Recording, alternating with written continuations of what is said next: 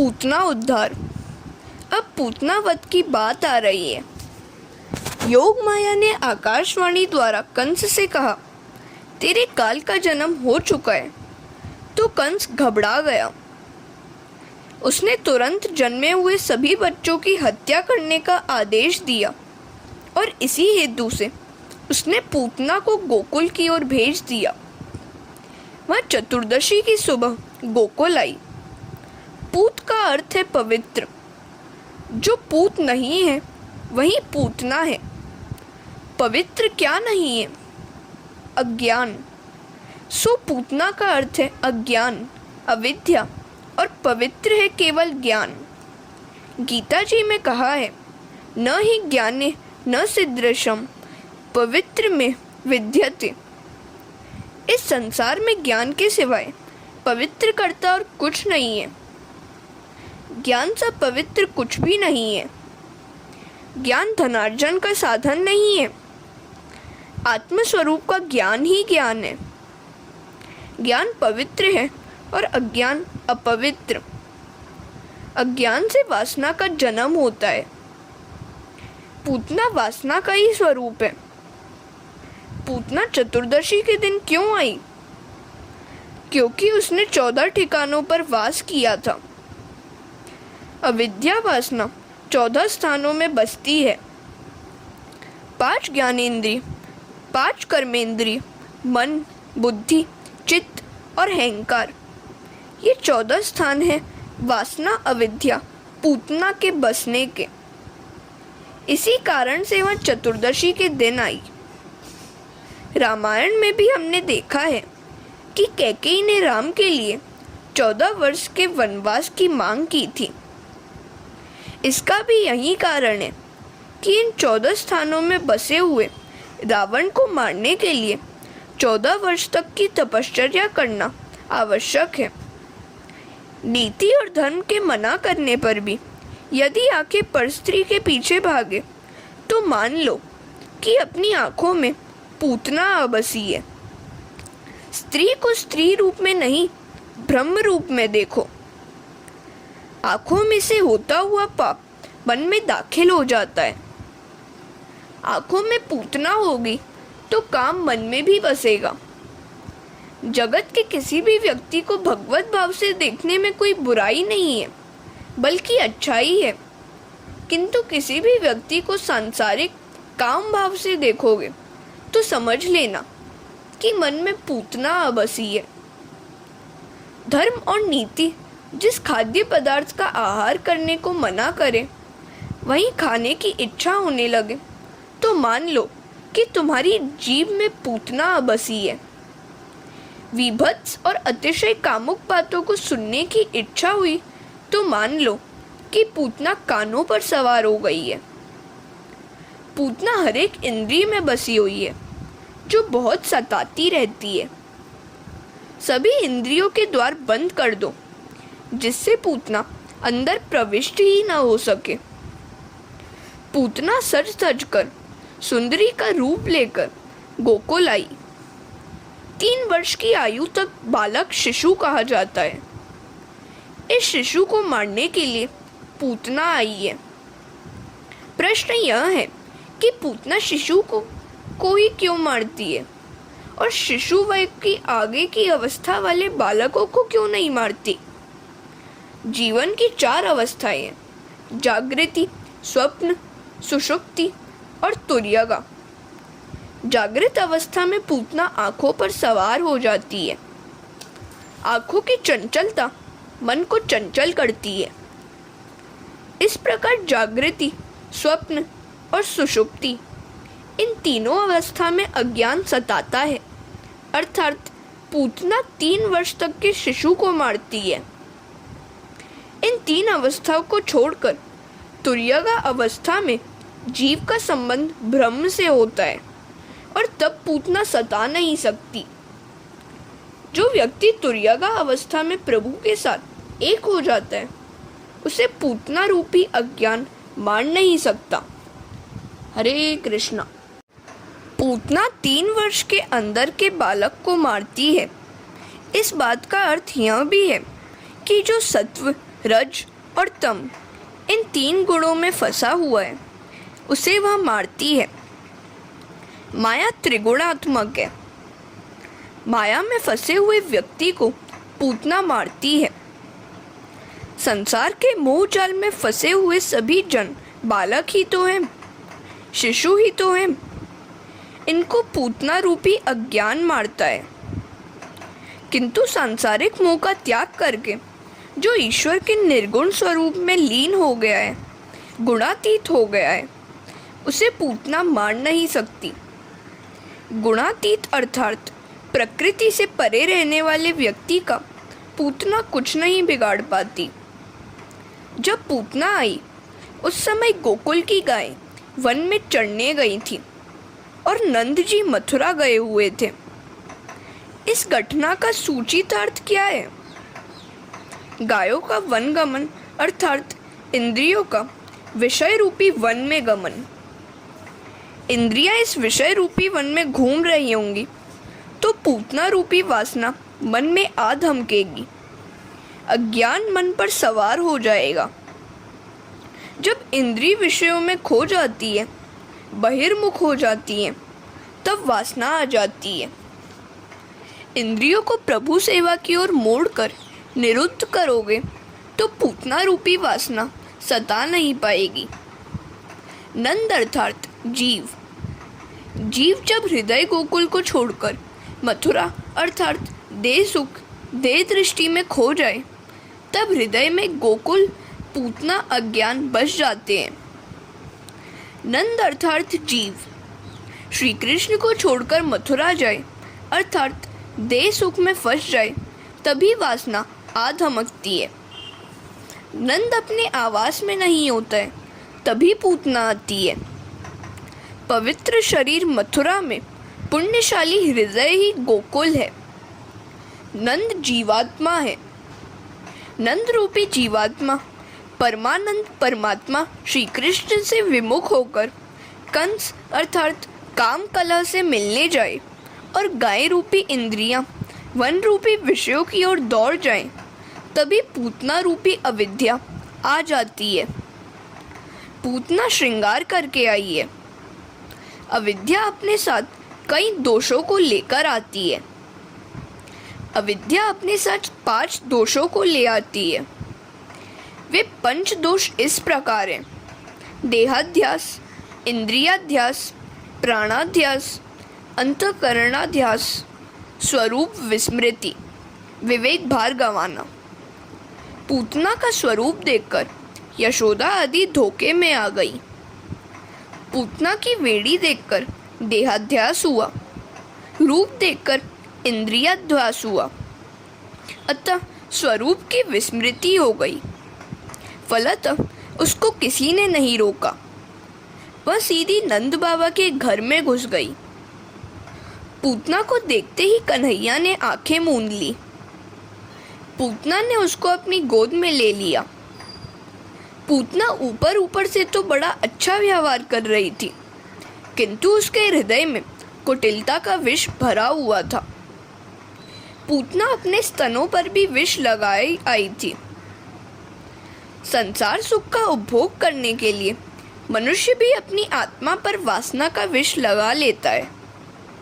पूतना ने लाला को गोद में बिठलाकर उसके मुंह में अपना विष से सना हुआ स्तन दे दिया। कन्हैया ने तो दूध पीना शुरू कर दिया और उसने इस प्रकार दूध पीना शुरू किया कि पूतना वेदना से भारी क्रंदन करने लगी, किंतु कन्हैया तो दूध पीता ही रहा और पूतना धीरे धीरे निष्प्राण हो गई। सौंदर्य को देखकर मनुष्य मात्र मुग्ध हो जाता है और देहभान भूल जाता है। सभी व्रजवासी भी पूतना के बनाव श्रृंगार पर मोहित हो गए थे और उसको किसी ने रोका नहीं। हरे कृष्णा। श्रीमद् शंकराचार्य ने शत श्लोकी में कहा है, लोग त्वचा की, रूप रंग की तो बड़ी मीमांसा करते हैं, किंतु आत्मा की मीमांसा तो करते ही नहीं है। जो व्यक्ति चमड़ी का चिंतन करता रहता है वह अगले जन्म में चमार बनता है। सो शरीर के श्रृंगार में समय मत गवाओ। जिसका शरीर तो सुंदर है किंतु हृदय विष से भरा हुआ है, वही पूतना है। पूतना बाहर से तो बड़ी सुंदर थी किंतु उसका मन बहुत मैला था। जिसके वस्त्र तो सुंदर है किंतु मन अस्वच्छ है, वही पूतना है। जिसकी आकृति तो अच्छी है किंतु कृति बुरी है, वही पूतना है। चारित्र की जांच पड़ताल किए बिना किसी का पानी तक न पिया जाए। चाहे बर्तन प्याले चमचमाते क्यों न हो, किंतु उसका मन मैला हो सकता है। बड़े बड़े तपस्वी भी सौंदर्य के मोह जाल में फंस चुके हैं। आमना सामना हो जाने पर प्रशंसा करें किंतु उसकी अनुपस्थिति में निंदा करें, वह भी पूतना है। जो भी अच्छा बुरा कहना है वह उसके सामने ही कह देना चाहिए। जीव का स्वभाव उस पूतना जैसा ही है। अपनी आत्मा पर अज्ञान अविद्या का आवरण लगाकर वह विषयानंद में डूब जाता है। किसी के भाम्य रूप रंग बनाव श्रृंगार से मोहित होना नहीं चाहिए।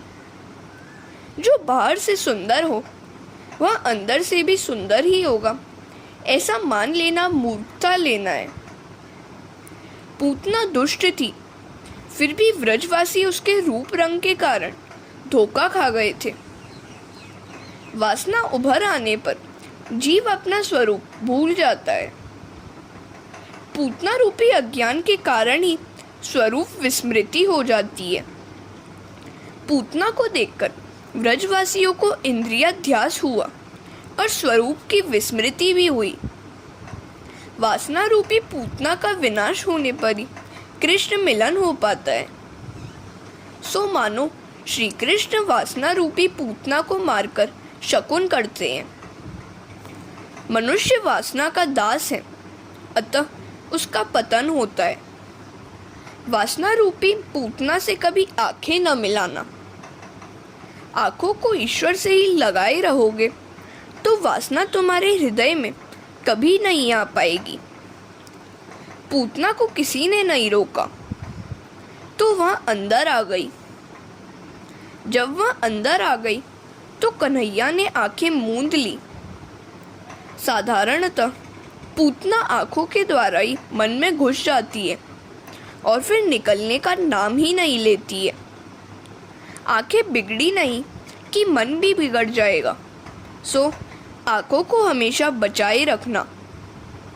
दर्शन में तभी आनंद मिलता है जब भगवान दृष्टि देते हैं, अर्थात आँख मिलाते हैं।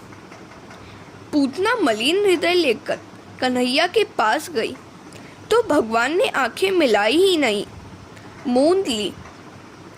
भगवान हमें यह दिखाना चाहते हैं कि पापी से वे आंखें नहीं मिलाते, उसके सामने देखते तक नहीं है। भगवान वस्त्र या बनाव श्रृंगार नहीं, मन देखते हैं।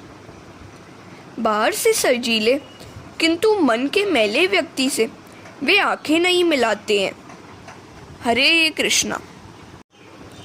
भगवान से तो हमें यही प्रार्थना करनी है, नाथ हम आपकी शरण में आए हैं, मुझ पापी को भवसागर पार करा दीजिए। मौसम कौन कुटिल खलकामी, जिनु तनु दियो ताही बिसरायो, ऐसो नमक हरामी। और सूर कहे श्याम सुनो, शरण है तिहारे, अब की बार पार करो नंद के दुलारे। किंतु जीव बड़ा अभिमानी है, वह ऐसी प्रार्थना करता ही नहीं है। जीव है तो खाली हाथों वाला, फिर भी वह अकड़ कर ही चलता है। नहीं विद्या बल वचन चातुरी, ईश्वर की कृपा के बिना मनुष्य के पास आ ही क्या सकता है। जीव भगवान की शरण ले तो उसके सभी पाप दूर हो सकते हैं, क्योंकि भगवान ही ने तो वचन दिया है। सन्मुख होए जीव मोहि जभी, जन्म कोटि अब नाशहूँ तभी। गीता में भी कहा गया है, न मे भक्त प्रणश्यति, जो मेरा हुआ है उसका कभी कोई विनाश नहीं कर सकता है। शुद्ध प्रेम में तो औरों को सुखी करने की ही भावना होती है। तैत्तिरीय उपनिषद में 4 सूत्र हैं। मातृदेवो भव, पितृदेवो भव, आचार्य देवो भव, अतिथि देवो भव। एक महात्मा ने इन सूत्रों में एक और सूत्र भी जोड़ दिया है, परस्पर देवो भव। काल नहीं, कलेजा अर्थात मन बिगड़ गया है, जिसके कारण कलयुग आया हुआ है। मनुष्य एक दूसरे को देवरूप मानने लगे तो कलयुग सतयुग बन सकता है। विबुध्यताम बाल कमारिका ग्रहम चराचरात्मा स निमीलिते क्षणः। पूतना को देखते ही कन्हैया ने अपनी आंखें क्यों मूंद ली? महात्माओं ने कई कारण बताए हैं इसके।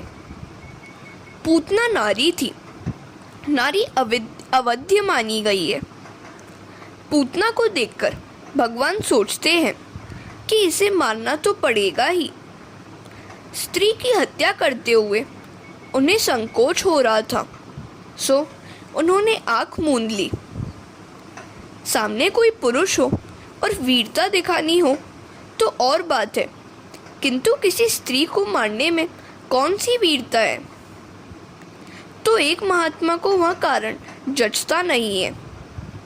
वे कहते हैं कि पूतना नारी थी, किंतु वह राक्षसी थी। उसने कई बच्चों की हत्या की थी और यहाँ भी कन्हैया की हत्या के हेतु ही आई थी। भगवान के आंखें मूंदने का कारण कुछ और ही है। उनकी आंखों में वैराग्य है।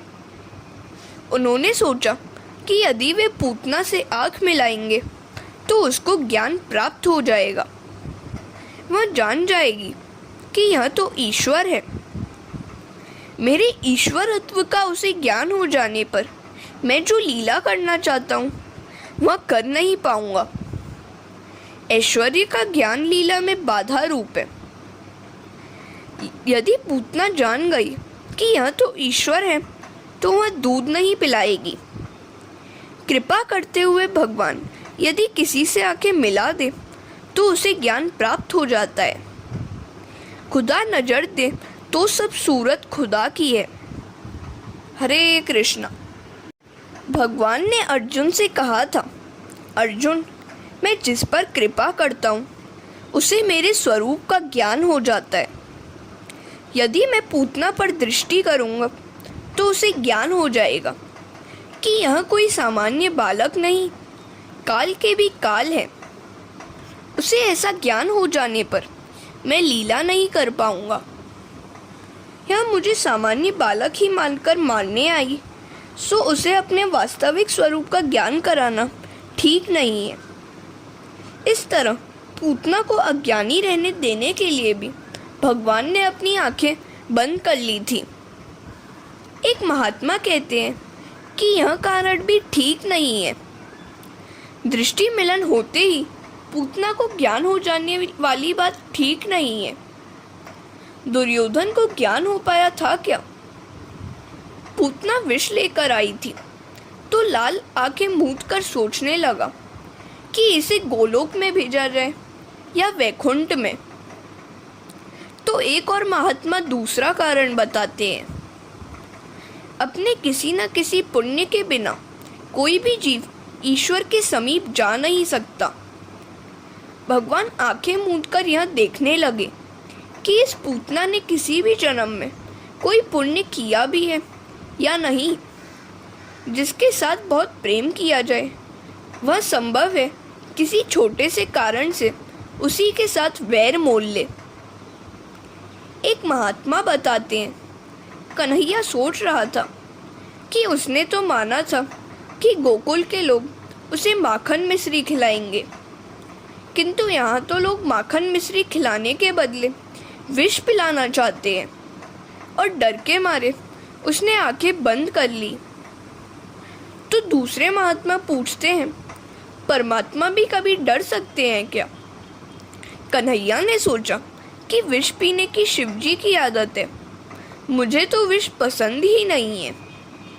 सो उसने आंखें बंद करके भगवान शंकर की प्रार्थना की, आप विष पीने को पधारे तो मैं तो दूध ही पीऊंगा। भगवान शिव का ध्यान धरने के हेतु ही कन्हैया ने आंखें मूंद ली थी। कन्हैया आंखें बंद करके शिवजी को याद करके विष पीने के लिए बुला रहा है, शिव तत्व का आवाहन कर रहा है। जब किसी देव को याद करना या बुलाना होता है तो आंखें बंद करके ही उसका ध्यान धरना पड़ता है। एक अन्य महात्मा कहते हैं, मुझे यह कारण योग्य नहीं लगता। क्या कृष्ण विष को पचा नहीं सकते? वे तो काल के भी काल हैं। कृष्ण की आंखें बंद कर लेने का कारण और ही है, उनकी आंखों में सूर्य और चंद्र का वास है। महायोगी सूर्यमंडल को पार करके ब्रह्मलोक में जाते हैं। कृष्ण पूतना को ब्रह्मलोक में भेजने जा रहे हैं। यह देखकर सूर्य चंद्र को अर्थात भगवान के नेत्रों को ठीक नहीं लगा। अपने कृष्ण को वह तो विषपान कराने आई है, तो फिर उसको ब्रह्मगति क्यों दी जाए? ऐसा सोचकर आंखों ने पलकें बंद कर ली। जीव को लक्ष्मी का उपयोग करने का कोई अधिकार नहीं है। जीव लक्ष्मी का उपयोग चाहे कर ले, उपभोग नहीं कर सकता। यदि वह उपभोग करने का प्रयास करेगा तो चाटा मिल जाएगा। अच्छाई तो इसी में है कि भगवान को सर्वोत्तम वस्तुएं अर्पित की जाए। स्वयं खाने से संतोष नहीं मिलता, औरों को खिलाने पर ही संतोष मिलेगा। सूर्य चंद्र दोनों नेत्र सोच रहे हैं कि सर्वोत्तम वस्तु अर्पण करने की अपेक्षा यह पूतना तो विष लेकर आई है, यही अच्छा होगा कि उसे सद्गति न मिल पाए। ऐसा सोचकर सूर्य चंद्र रूपी नेत्रों ने अपने प्रवेश द्वार पलकें बंद कर लिए। हरे कृष्णा। एक महात्मा श्री कृष्ण की आंखें मूंद लेने का दूसरा ही कारण बताते हैं।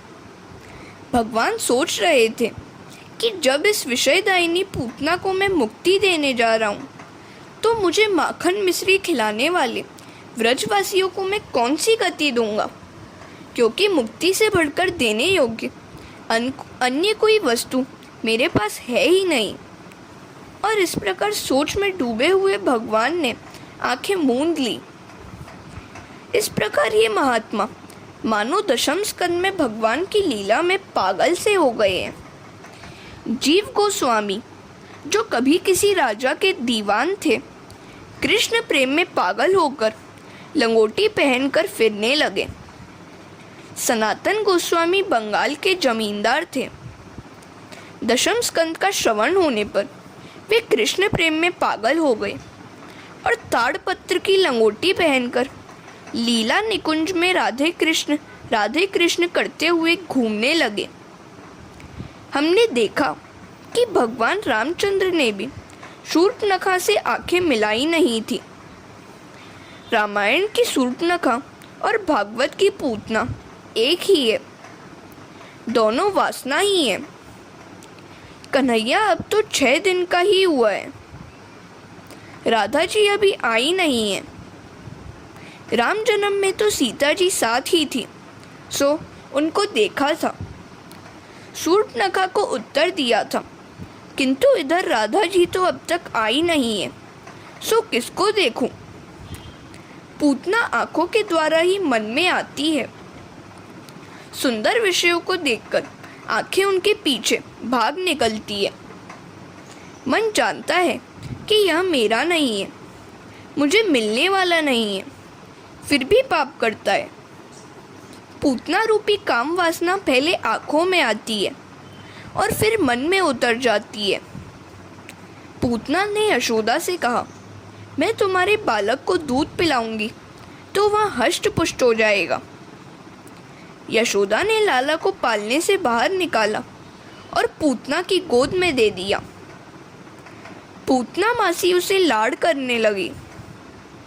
कन्हैया तो जानता ही है कि यह लाड करने नहीं, मारने के लिए आई है।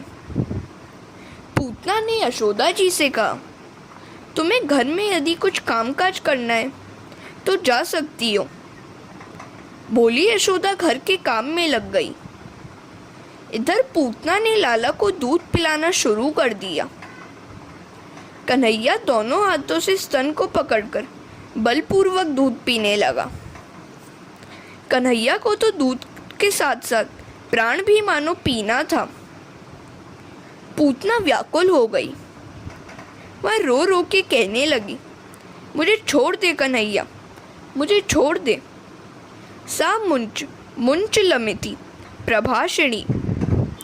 कन्हैया ने कहा, पूतना मासी, मेरी माता ने तो पकड़ना ही सिखाया है, छोड़ना नहीं। मुझे पकड़ना ही आता है, छोड़ना नहीं। मैं आज तुम्हें छोड़ने वाला नहीं हूँ, मैं तुम्हारा उद्धार ही करूँगा। भगवान की मार में भी प्यार ही है। परम आश्चर्य हुआ। पूतना ने 2 बार मुझे छोड़ दे, मुझे छोड़ दे कहा, मानो वह इहलोक और परलोक में से अपने आप को छुड़ाकर गोलोक धाम में ले जाने की प्रार्थना कर रही थी।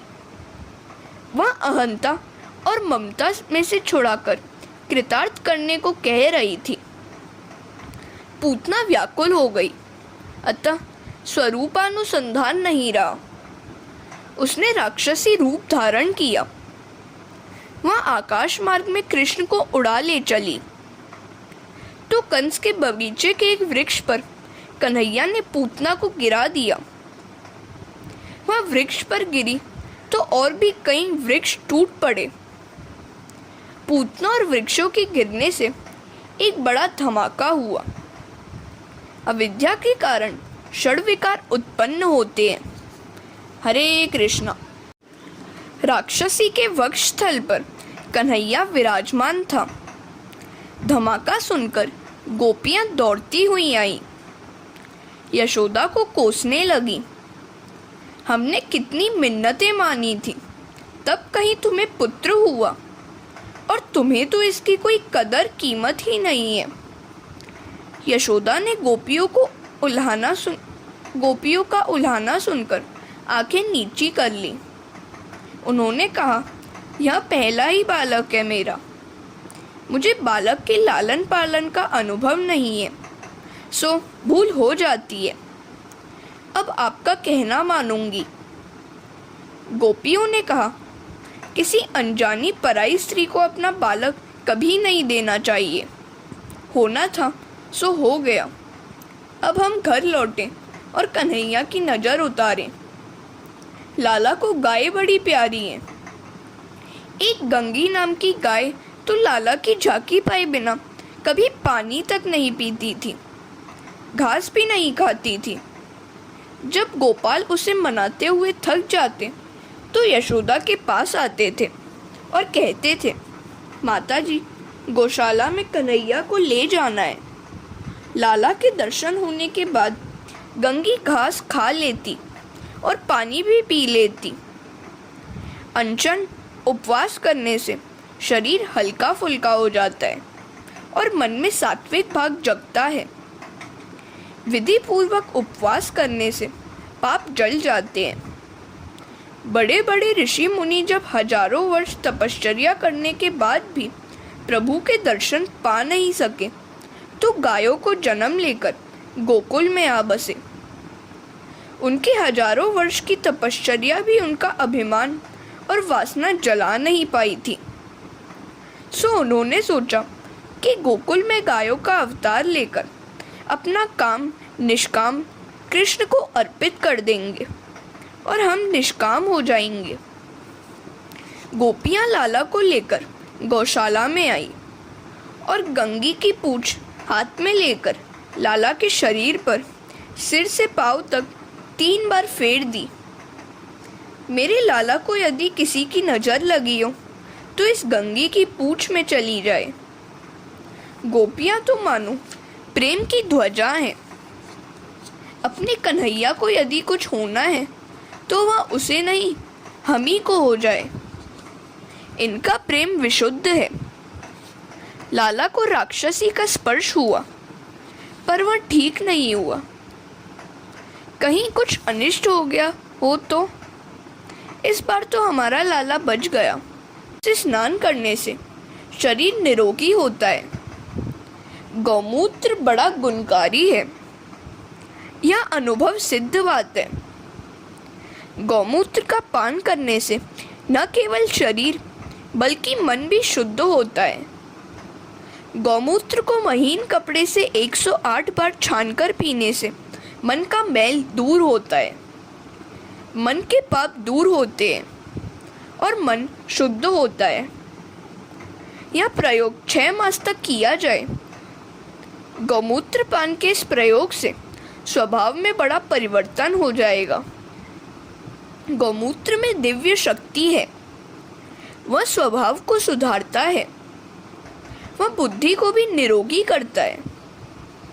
गौ का गोबर त्वचा पर मले जाने पर शरीर की अनावश्यक गर्मी को खींच लेता है और त्वचा को मुलायम बनाता है। जब तक मनुष्य का स्वभाव सुधर नहीं पाएगा, तब तक वह ज्ञान मार्ग या भक्ति मार्ग में प्रगति नहीं कर पाएगा। हरे कृष्णा। आजकल तो जीवन ऐसा हो गया है कि मनुष्य का समय, संपत्ति और शक्ति फैशन व्यसन में खर्च हो जाती है। व्यसन और फैशन में ही अपनी सारी शक्ति का व्यय करता रहता है। वह ज्ञान और भक्ति मार्ग में आगे नहीं बढ़ पाता।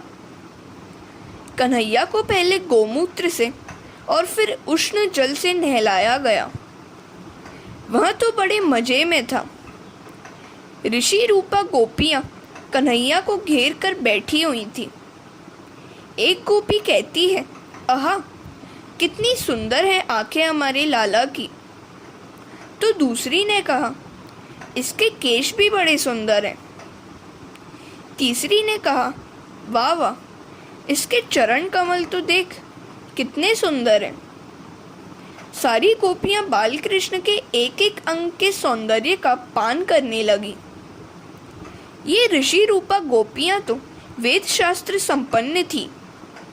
वे स्तुति करने लगी, कन्हैया, आज भगवान तेरे मंगलमय चरणों की, यज्ञ पुरुष तेरी जंगा की, अच्युत भगवान तेरी कटी की, भगवान हयग्रीव तेरे पेट की, भगवान केशव तेरे हृदय की, ईश भगवान तेरे वक्षस्थल की, सूर्य तेरे कंठ की, भगवान विष्णु तेरी भुजा की, भगवान वामन तेरे मुखारविंद की और ईश्वर तेरे मस्तक की रक्षा करे।